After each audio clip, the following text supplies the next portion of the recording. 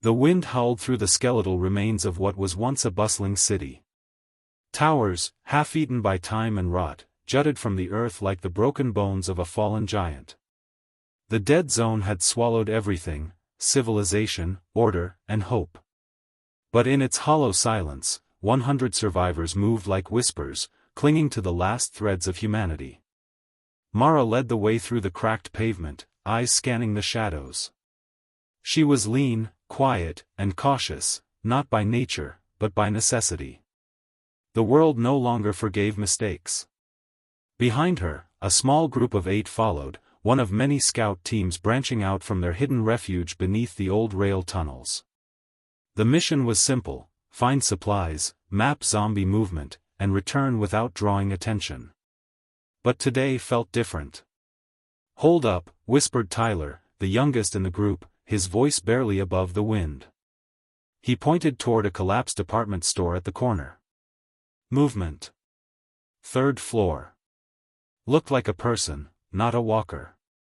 Mara squinted. The glass was fogged with grime and ash, but something had definitely shifted inside. She raised a hand, signaling the group to spread out. If there really was a living soul out here, they had to tread carefully. Not everyone who breathed was friendly. Desperation made monsters out of men. They moved into the ruins, weapons ready but quiet. The silence in the building was thick. Dust floated in beams of broken sunlight. Shelves were overturned, mannequins lay decapitated, and old music, faint, eerie, still leaked from a busted speaker.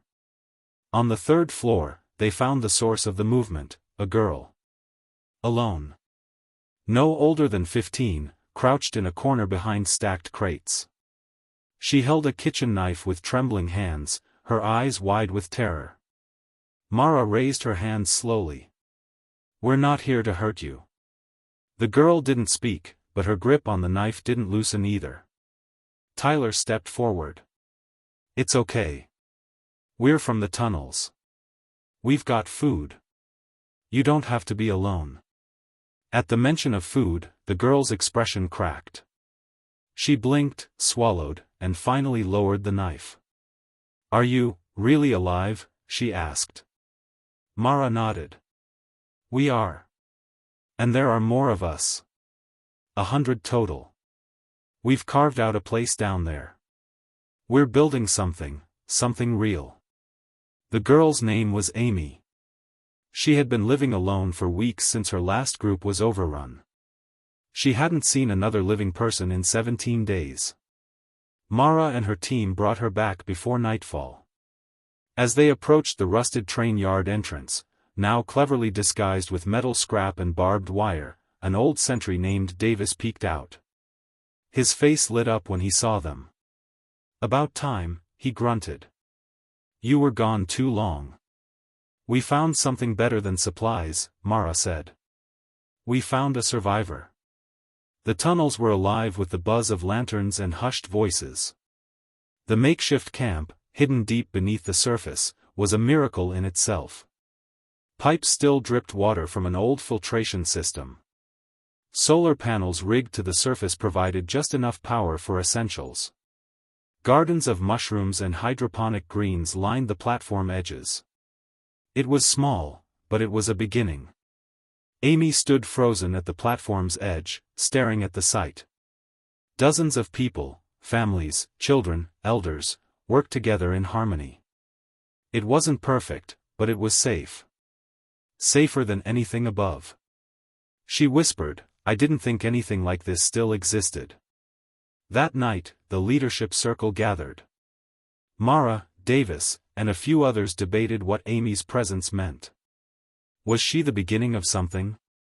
Proof that more were out there? "She found us," Davis said, rubbing his beard. "Maybe others will too. Or maybe she'll bring trouble," warned Lena, the group's engineer. What if she was being followed? Mara shook her head. She wasn't. I made sure. They decided to keep the girl, and post extra watches for the week. Risk and hope always came hand in hand. Later, Mara sat with Amy on a rail cart-turned bench. The girl finally asked the question that had been burning in her mind. Why do you stay here? Why not leave the dead zone? Mara looked up at the tunnel ceiling, then around at the soft hum of life around them. Because this is where the world ended, she said. And it's where we're going to begin again. We're not running anymore. The last 100, we're building something no one else dared to try. Amy nodded slowly. She didn't have a home, not anymore. But maybe, just maybe, this was a place where one could be made. As she curled up beside the central fire pit, warm for the first time in days, the others prepared for what came next. Supplies were dwindling. The city above still crawled with death. And no one knew if their fragile community could last. But they had each other. And in the ruins of the old world, that was more than enough to start again. The next morning began with low murmurs spreading through the tunnels like smoke. Word traveled fast underground, and by dawn, every corner of the camp knew about the girl found in the ruins. Some called her a blessing. Others saw her as a threat. Mara stood at the community board, pinning up the revised scouting routes for the day. She could feel the tension tightening around her like a noose. Behind her, Davis approached with 2 steaming mugs. You stirred the hive, he muttered, handing her one. I didn't do anything but bring a girl back, Mara replied, her voice clipped. Exactly. And in a place like this, doing something always means something. The leadership council had convened early. The tunnels, though vast, had finite space and even fewer resources. Every new mouth to feed was a risk, but also a chance to grow. It was a delicate balance, and now, that balance was shifting. Lena, always the voice of practicality, tapped her fingers against the metal table in the center of the council chamber. 1 girl today. 10 more next week. Then what? She was alone, Mara said firmly. If we leave people like her to die, we become no better than what's waiting up top. We're not heartless, Lena shot back. We're survivors. And that means thinking 10 steps ahead, not just reacting with emotion. Davis cleared his throat. Let's test her. Give her a role.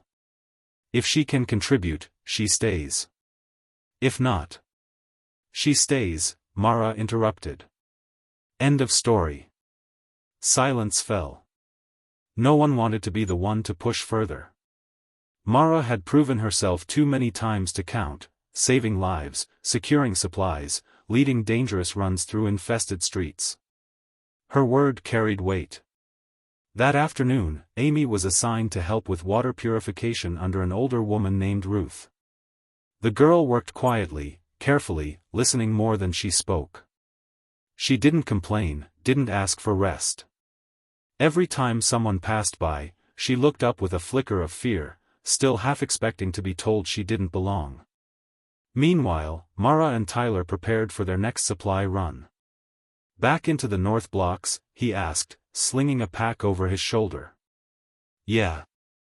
Most of it's burned, but there's a hospital near there we haven't touched. If anything's left, it'll be worth the risk. They climbed to the surface through the emergency shaft, emerging into the dusty twilight of the ruined city. Every movement was cautious. The air was thick with the scent of ash and decay. In the distance, low groans echoed through the abandoned streets. The hospital loomed like a tomb. Broken glass crunched under their boots as they stepped through the shattered lobby. Old blood painted the walls, long dried to a rust-colored crust. But the shelves, miraculously, still held unopened crates in the pharmacy. Jackpot, Tyler whispered. They worked fast, loading syringes, antibiotics, painkillers. Most of it was expired, but in the dead zone, expired didn't mean useless, it meant hope. Then came the sound. Footsteps. Not the slow, dragging shuffles of the undead. Fast. Rhythmic. Mara froze. She signaled Tyler to crouch. From the far corridor, a shadow moved, tall, broad, armored. Not a walker. A man. He wore scavenged riot gear and carried a scoped rifle. Behind him, 2 others followed, each armed and alert. Mercs. Raiders. Survivors of a different kind. Mara pulled Tyler back. Out the back. Quiet. But Tyler's foot caught a fallen 4 stand. The metal clatter rang like a bell. Voices shouted. There. Movement. Bullets tore through the hallway as Mara and Tyler sprinted toward the rear stairs.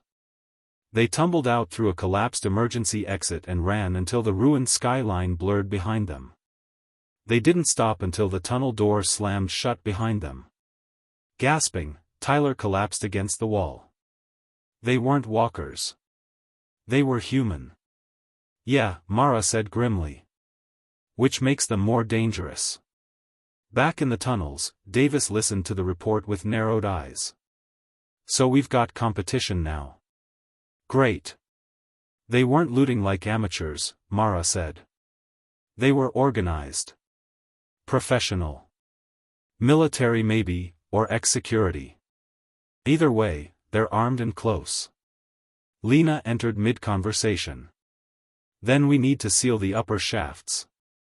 Make this place invisible again. No, said Mara. We do that, we cut off all hope of finding others like Amy. We become prisoners instead of survivors. Davis leaned forward. We can't fight them, Mara. Not with what we have. Then we don't fight, she said. We prepare. That night, the council announced new patrol schedules and silent drills in case of breach. Lanterns were dimmed, and talking after lights out was banned. The community grew quiet, more watchful. And Amy? She sat by the mushroom beds, sorting nutrient packs by hand. She had heard the news, whispers of gunfire, of armed men roaming above. Still, she didn't ask to leave. For the first time, she had something to protect. The morning after the encounter at the hospital, a new kind of fear settled over the tunnel community. Not the wild panic of a zombie breach, but something quieter. Heavier. The kind that weighed on your shoulders even when nothing moved in the dark. Mara stood before a hand-drawn map of the city, her eyes scanning the sectors that bordered the tunnels. The raiders, if that's what they were, had come from the north, close to what the survivors once called Sector 9. That zone had long been written off as a red zone, overrun and stripped clean. But maybe not. Maybe someone had claimed it. They're organized, Davis said, stepping beside her. I saw it in their eyes when you described them. These aren't scavengers. They're operating like a unit. Then they're not just surviving, Mara said quietly. They're building. She didn't say the next part aloud, but it pressed at her from within. Like us. Across the camp, people moved more slowly. Parents kept children closer. Guards checked their weapons twice instead of once. And Amy, once merely the new girl, found herself at the center of cautious attention. If she had survived out there alone, maybe she knew more than she had let on. In the mess area, she sat across from Ruth, eating carefully rationed stew. Conversations buzzed around them, half-whispers about the armed strangers, about closing the upper tunnels permanently, even about abandoning the site altogether and moving deeper underground. Amy finally broke her silence. They don't just take food, she said softly. They take people. Ruth's spoon froze halfway to her mouth. What? The ones in black armor. I saw them before. About a month ago. Near the river bridge. My last group, 6 of us. We were watching from an old rooftop. A woman called out to them. She had a white flag. They shot her anyway. Ruth's expression hardened. Why didn't you say this before? No one asked. The news spread fast. Mara was summoned immediately. When she arrived, Amy repeated the story with steady eyes. She wasn't trying to impress anyone. She wasn't trying to scare them either. She was simply remembering. They were looking for something, she said. They had radios. They kept saying the same thing over and over, grid clear. Still no match. Match? Davis asked. Match for what? Amy just shook her head. Later that day, the council gathered again. Every member now sat on edge. Maps were unfolded, recon logs reviewed. It was decided, Mara, Tyler, and a new addition, Jonas, a sharp-eyed former EMT with recon experience, would head back topside to observe the sector where the raiders had been seen. No direct engagement. Just watch and learn. Before they left, Amy approached Mara. If you're going north, take this. She handed over a weathered sketchbook. Inside were notes, hand-drawn maps, sightings, radio call signs, all from her weeks on the surface. You've been tracking them? Mara asked. I was trying to survive. And I knew that meant knowing where not to go. Mara gave a small nod. You might have just given us a chance. That night, the team ascended into darkness. Once again, the ruined city opened before them like a dead god's playground. They moved carefully through rubble and silence, using alleyways and shadows, eyes constantly scanning the windows and rooftops. From a half-collapsed tower, they had a clear view of Sector 9. That's when they saw it. Light. Real light. Not fire or solar lanterns, electric light, glowing faintly through torn curtains and open windows. A block of buildings had been fortified, windows barred, ground-level entrances sealed. A generator hummed in the stillness. Armed guards patrolled the roofline. Jonas muttered, "They've got fuel. Maybe even power cells." "They've got infrastructure," Mara whispered. "This isn't a camp. It's a fortress." They watched for 2 hours. In that time, a truck, yes, an actual functioning truck, rolled in from the east, its bed covered with tarps. 2 people were dragged from it, blindfolded and bound. They were led into the central building. "They're capturing survivors," Tyler said, his voice tight with disgust. "For what?" Jonas asked. Mara's jaw clenched. "We need to find out. But not tonight." They slipped away, leaving no trace. Back in the tunnels, the mood turned grim as Mara delivered her report. "They're not just surviving," she said. "They're collecting people. And they've built something out there." Davis leaned forward. "Then it's only a matter of time before they find us." Lena added, "Or we find out what they're really doing." The tunnel went quiet. Amy stepped forward, for the first time addressing the entire group. "If they're building something," she said, "we need to build something stronger. And if they come for us, we don't run. We make our stand." And for the first time in a long while, everyone listened. The next 2 days passed in a state of quiet urgency. No alarms were raised. No gunshots echoed down the tunnels. But the sense of time slipping away infected everyone. The survivors of the dead zone had always known death could come from the infected, but now, it might arrive in armored boots. Inside the council chamber, Mara, Davis, Lena, and Jonas reviewed every detail from the surveillance mission. Jonas marked the raiders' stronghold on the map and circled it twice. "This isn't just a hideout," he said. "They've reinforced walls with sheet metal, dug out trenches, even placed makeshift watchtowers. It's military strategy. Whoever's leading them knows exactly what they're doing." "Could be ex-military," Davis muttered. "Or worse, mercs who saw the end of the world as a business opportunity." Mara sat quietly for a moment. Then she said, "It doesn't matter who they were before. What matters is what they're doing now." Lena crossed her arms. "And what exactly is that?" "We know they're taking people, but for what?" No one answered. That night, Amy approached the central fire pit, where survivors gathered for warmth and rare conversation. Children drew on the concrete walls with charcoal while adults whispered plans, memories, and fears. Amy sat beside Ruth, who handed her a cup of weak tea. "I've been thinking," Amy said. "What if we send someone in?" Ruth blinked. "In? You mean into the raider base?" Amy nodded slowly. "Not to fight. To get captured. On purpose." Ruth stared. "That's insane." "Maybe," Amy said, "but it's also the only way we find out what they're doing to people." Elsewhere in the tunnels, the same idea took root. It spread like a rumor but carried the weight of strategy. The risk was enormous. Capture could mean torture, death, or worse, but the reward was intelligence. And in war, intelligence could mean survival. By morning, Mara had gathered a small team to discuss the plan. Jonas volunteered without hesitation. "They won't suspect a supply runner," he said. "I'll make noise, let them catch me, and stay alert. If I find out anything, I'll use the radio Amy found in the hospital ruins. She said it's on their channel range." "You realize they could kill you before you ever say a word," Davis said.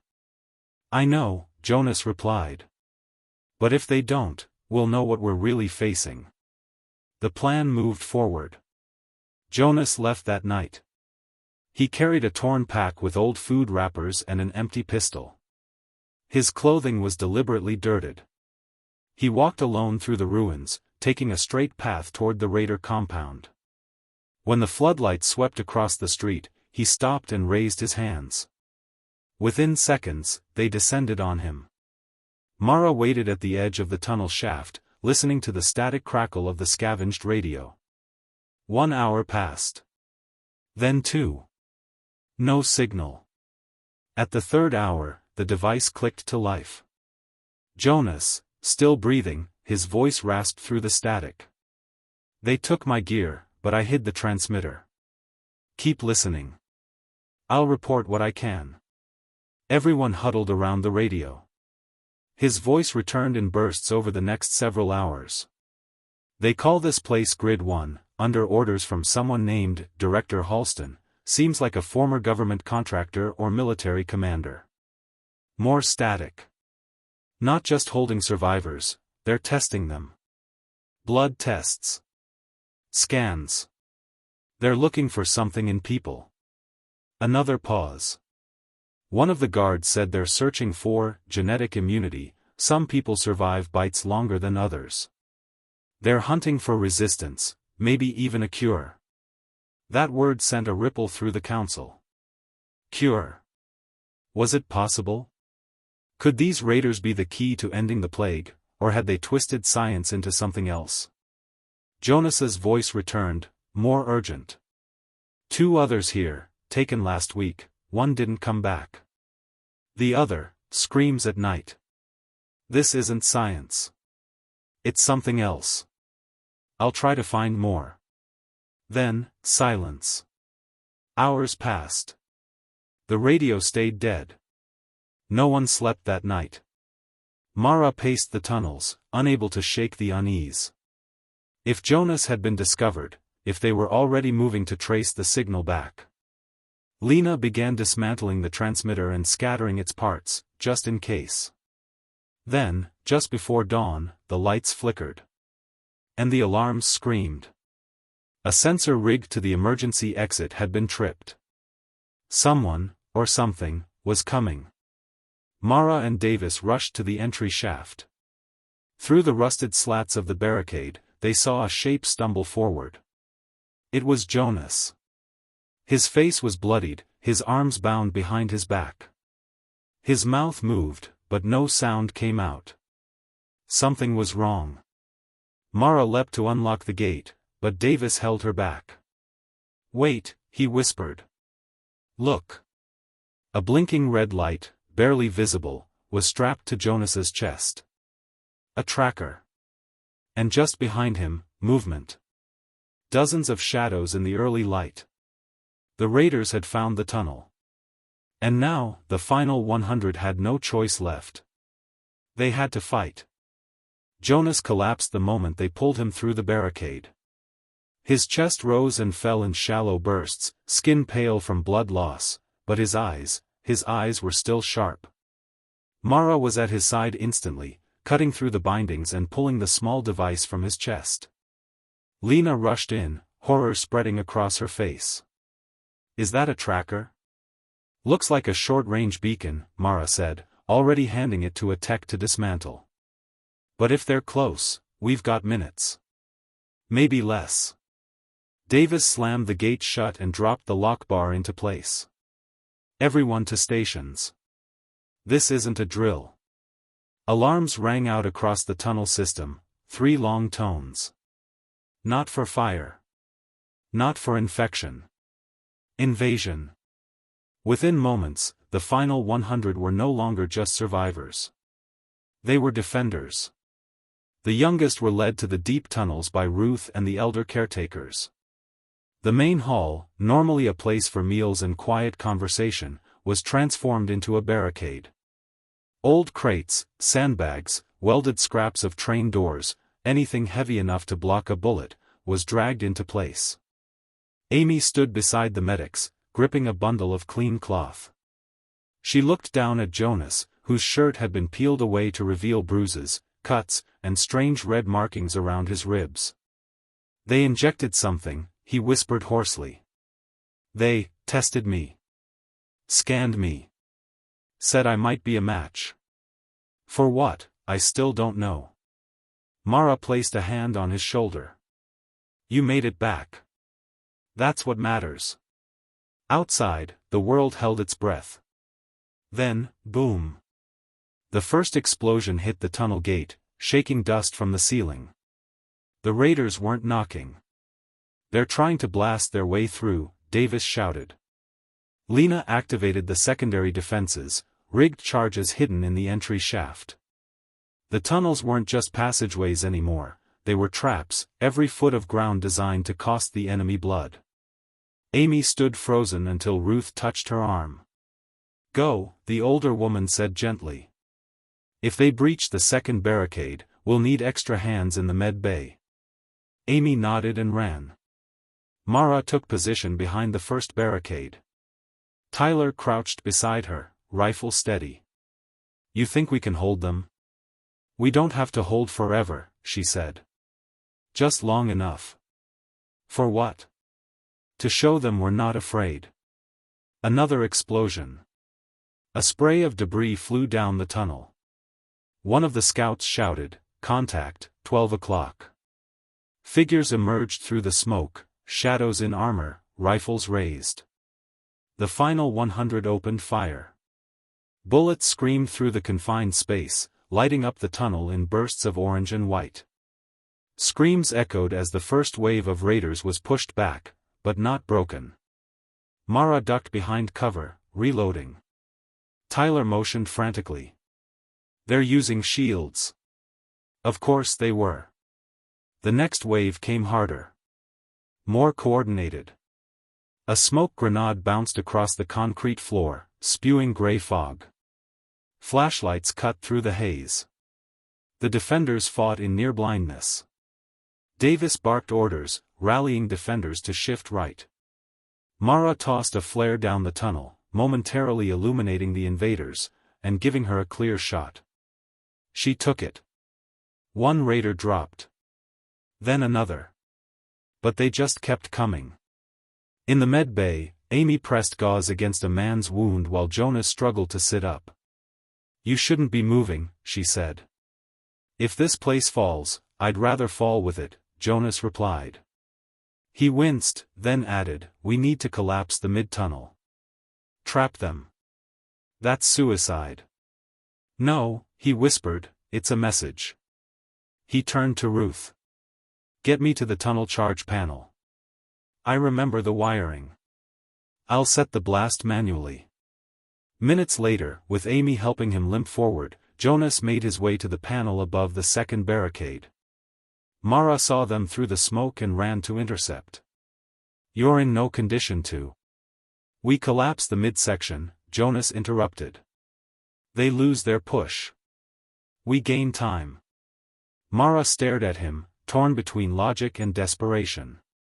Then she gave a single nod. Do it. With trembling fingers, Jonas activated the timers on the tunnel ceiling.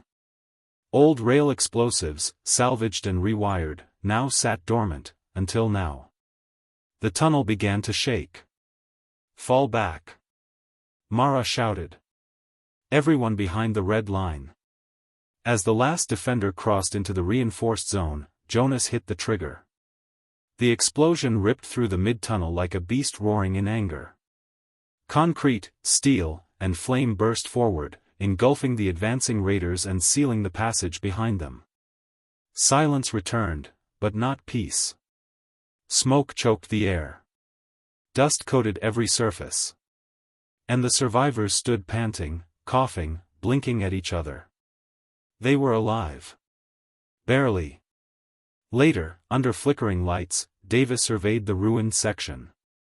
That won't hold them forever. It doesn't have to, Mara said. It only has to hold until we decide what comes next.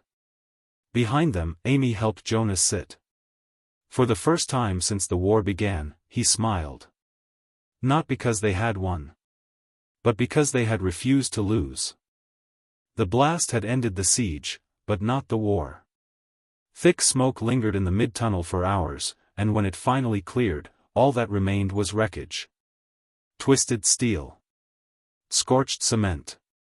And silence. For now, the raiders were gone. But everyone in the tunnel knew what silence meant in the dead zone: time. Not safety. Still, time was enough. Mara moved through the camp, checking on the injured, reviewing supplies, and reinforcing morale with little more than nods and quiet words.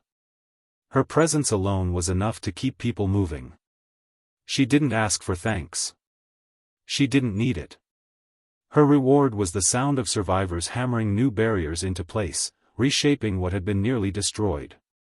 In the infirmary, Jonas remained under close watch. His wounds were deep, but his will was deeper. Amy brought him soup every morning and listened to his updates.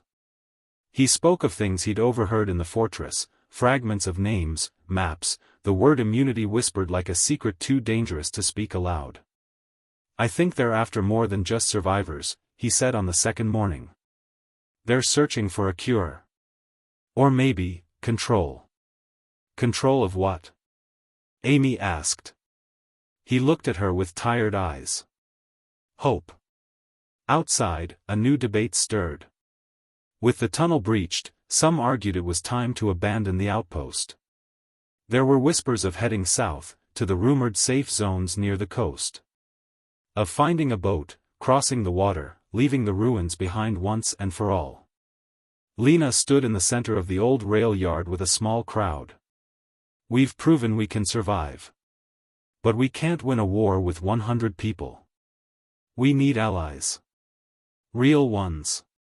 There's no shame in walking away if it means living. We're not walking away, Mara said firmly as she stepped into view. The crowd parted slightly. Not now. Not after everything we've built. We've held this place longer than any other outpost in the dead zone. We've grown food. Filtered water. Raised walls. And last night, we didn't run. But what if they return? Someone shouted from the back. What if next time, they bring more? Then we'll be ready, Mara said. Because if we keep running, we never stop. We keep hiding. We keep losing. But here, we've made something. We've made a beginning. Tyler stepped forward too. We've got traps. Weapons. And more importantly, each other. If we leave now, we go back to scavenging in the ruins. Separate. Alone. The discussion went late into the night. In the end, a vote was held. 68 chose to stay. 32 would leave at first light, heading south in search of distant safety. No one tried to stop them.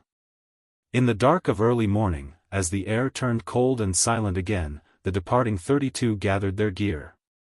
Ruth handed out final rations. Davis gave them maps. No goodbyes were made bitter. This wasn't exile. This was choice. As they passed the threshold into the surface stairwell, Amy watched from the shadows. One of the departing survivors paused and looked back. A child, maybe 12, clutching an old stuffed bear. Amy almost called out, but didn't. She understood. Some people needed distance to heal. Others needed roots. That same day, rebuilding began. The final 68, as they called themselves now, cleared the rubble and reinforced the broken wall with steel beams and barbed wire. Lena, though still cautious, led a team to reroute solar power from collapsed rooftop panels. Tyler modified the old air vents to create a new alert system, silent, wireless, hard to detect. Hope took shape not in grand victories, but in small victories, the flicker of light returning to a dark corridor, the sound of a clean water pump restarting, the laughter of two children playing a game with marbles scavenged from an old toy store. And then, something unexpected happened. A voice. Through the broken military radio, a signal crackled to life. To any survivors, this is Echo Point. We have shelter. Repeat, Echo Point transmitting from Grid Delta. Respond if you're receiving. Mara stared at the device, her hands shaking slightly. That's north of the river, she said. Davis leaned in. That's inside the dead zone. It means we're not alone, Amy whispered. They answered the call. Static returned. Then, another voice. Echo Point receiving. Who is this? And just like that, a thread stretched out through the ruins, connecting one outpost to another. Proof that they were not forgotten. That the world, however broken, was not entirely lost. As the day faded, Mara stood at the edge of the tunnel barricade, looking out into the shadows. They had chosen to stay. And now, the world was answering back. The message from Echo Point became more than just a lifeline, it became a spark. In the days that followed, the survivors of the final 68 gathered around the old military radio every evening, waiting for the voice to return. And each time it did, it brought a sliver of the outside world with it. This is Echo Point. We're north of the river, in Sector 11. 43 survivors. We're building too. If you can send anyone, we'll guide them in.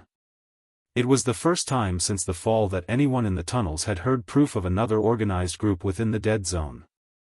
Mara paced the perimeter of the tunnel barricade, hand on her sidearm, mind racing. The transmission was a risk. If they could hear Echo Point, so could the raiders. But ignoring it wasn't an option. They're like us, she said during a council meeting. Holding on to something in the ruins. And if they fall, we lose more than a signal, we lose an ally. Lena frowned. We just survived a siege. Half of us are still on edge, and we're low on antibiotics. Sending a team could mean losing them for good. Or it could mean expanding everything we've built, Davis countered. Maybe even forming a network. In the end, it wasn't a vote that decided it. It was a volunteer. I'll go, Amy said, standing in the doorway, dirt on her face and resolve in her eyes. Everyone turned. You're not trained, Ruth whispered. I know the streets. I know how they move. I've mapped more than half this sector. And you're down to 2 scouts who can still run. Let me do this. Mara looked at her for a long moment. Not alone. Tyler stepped forward. I'll go with her. The next morning, just before dawn, Mara gave them a worn map marked with safe houses, old sewer access points, and danger zones. They carried 2-way radios, rations, and no guarantees. The signal comes from here, she said, tapping the map at a spot marked 11D. An old telecom building. Stay off the main roads. If you run into trouble, do not engage. Find a place to disappear. Amy gave a tight nod. We'll bring back more than hope. They moved like shadows, cutting through alleyways choked in ivy and rust. The city above had not grown quieter, it had only grown colder. The infected still wandered aimlessly in some areas, mouths slack, limbs twitching like marionettes. But the real threat now wore body armor and communicated in code. By midday, they'd cleared the bridge, using the service tunnels beneath it, and emerged 2 blocks from the signal source. The telecom building loomed ahead, partly collapsed but intact enough to host a camp. Then came the first sign something was wrong. Smoke. Not from cooking fires, but from blackened debris. Recent. They approached the building cautiously, weapons drawn. Inside, they found signs of a struggle. Overturned crates. Blood smears. Spent rounds. But no bodies. Then, a sound. Movement. A door creaked open from below. Tyler aimed his pistol, but Amy stopped him. Wait. A man stepped out, mid-40s, unshaven, bruised. Hands raised. You're not with them, he said, almost to himself. Echo Point? Amy asked. He nodded. Was. Not anymore. Inside the sub-basement, they found 7 survivors. All that was left of the original 43. The raiders had struck 4 nights ago, after tracing the signal. They came without warning, the man explained. Said they were looking for potential assets. Anyone under 50 was dragged out. We never saw them again. We shut off the transmitter right after. Amy's stomach turned. Why didn't you call for help? He looked at her with tired eyes. Because help doesn't come in the dead zone. You either survive or you vanish. But Amy wasn't ready to accept that. We're not going to leave you here. That night, the final 68 became the final 75. Tyler radioed Mara with a coded message, package found. 7 intact. Returning before dawn. In the tunnels, Mara stared at the radio, heart pounding. She didn't smile, there wasn't time for that, but something loosened inside her. The next morning, when Amy and Tyler led the survivors through the barricade, the entire tunnel gathered to greet them. It wasn't a parade. It wasn't a celebration. But it was a moment, of endurance, of welcome, of something very close to pride. Jonas limped over from the infirmary. You did it, he said to Amy. She shrugged. They did it. We just brought them home. That evening, around the central fire pit, the survivors of Echo Point shared their knowledge. They spoke of new raider patrols, a second fortress under construction in the west, and another signal, faint, distant, from somewhere beyond the city. Another outpost. Another chance. But no one made a move yet. Not tonight. Tonight, they rested. Together. Part 8 title suggestion, The Final Stand, How 100 Became a Beacon in the Dark. Shall I continue with Part 8, the final part, next? The tunnels no longer felt like a hiding place. They felt like a fortress. Since the return of Amy and Tyler with the survivors from Echo Point, something in the final 68 had shifted. Walls were no longer just barriers, they were symbols. The meals, though still modest, were shared more gratefully. Conversations, once whispers of fear, had turned into planning sessions, strategy debates, and even hope. They weren't just surviving anymore. They were organizing. And then, as expected, the silence broke. 2 nights after Echo Point's fall, Davis picked up a faint radio transmission, coded, encrypted, but no longer vague. Sector 11 neutralized. Advance toward Sector 10 by nightfall. Grid markers confirm secondary civilian pocket. Objective, total containment. Resistance expected. Sector 10 was them. Looks like they found us again, Davis muttered, clicking the radio off. Mara didn't hesitate. This time, we hit back. She stood before the full group that night, not in the council chamber but on the central platform. The same platform where mushrooms once grew under flickering lights now served as their war table. "They're coming again," she said, voice clear. "Not scavengers. Not the infected. People, armed and organized, who've decided that our survival threatens their control. They don't want survivors," Lena added. "They want subjects." Jonas, still recovering but upright, stepped forward. "But we're not subjects. We're not prey. We're what's left of a world that refused to quit." No one cheered. But every head nodded. The next day, preparations began. The 7 Echo Point survivors, once too weak to lift tools, now stood side by side with tunnel builders, reinforcing walls and rerouting vents. Amy and Tyler led recon runs, identifying new access points and dead zones. Jonas worked with Lena to create makeshift weapons, Molotovs, tripwire flashbangs, and even old floodlights rigged to blind attackers in the narrow halls. Every hand mattered. Every voice counted. Even the children helped, stacking supplies, writing warning signs, and memorizing escape routes. On the 4th night, the sensors at the tunnel perimeter lit up red. They were here. This time, there were no alarms, no chaos. Just readiness. The defenders waited in silence behind barricades. Tyler crouched beside Mara behind the reinforced central line. "You think we'll hold?" Mara exhaled. "We hold, or we fall. But we never surrender." The first wave hit hard, flashbangs and smoke grenades filled the tunnel. But this time, the defenders fought smarter. They let the invaders push into trap zones where the floor had been greased or rigged with noise mines. Every shot fired by the raiders was answered by 2 from the shadows. Jonas triggered a blast behind them, collapsing a flank they tried to circle through.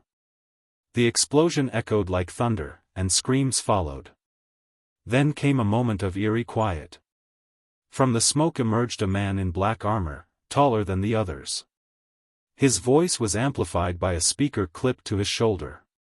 "You're not soldiers," he said calmly. "You're squatters. Weak. Lost. You think courage will protect you from what's coming?" Mara stepped out from the barricade, rifle at her side. "No," she replied. "But unity will." He raised a weapon, but before he could aim, a flare soared from behind Mara, blinding him. 2 shots rang out. The commander fell to the ground. The tunnel filled with silence once more. Then, slowly, the remaining invaders began to retreat. Some dropped their weapons. Some ran. The rest vanished into the shadows. When the dust settled, the defenders didn't cheer. They simply stood. Alive. Together. Later, as dawn broke through the grates above, light spilled down onto the cracked floors of the tunnel. The final 68 had grown to 75.